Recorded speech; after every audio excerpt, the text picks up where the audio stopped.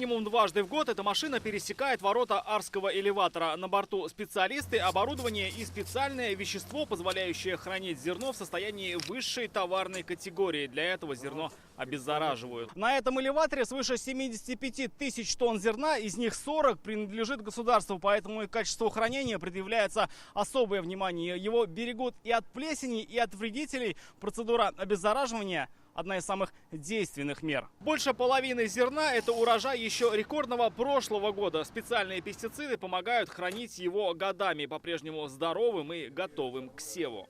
Процесс у нас происходит вот такими устройствами для внесения зерна в таблеток. Устройства называют фумигаторами. Они позволяют доставлять пестициды на самую глубину. Работать приходится на высоте.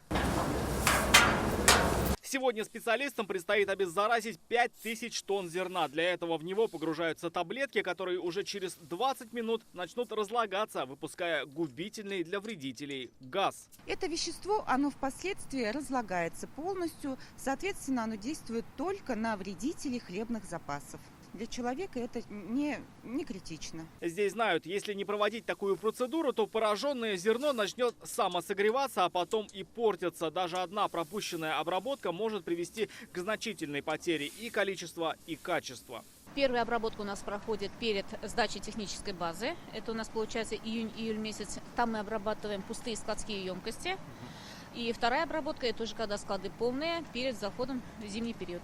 В случае необходимости процедуру повторяют, но это происходит крайне редко. По словам специалистов, обеззараживание не только убивает имеющихся вредителей, но и защищает от новых. Рамиль Шайдурин, Игорь Романов, ТНВ, Арский район.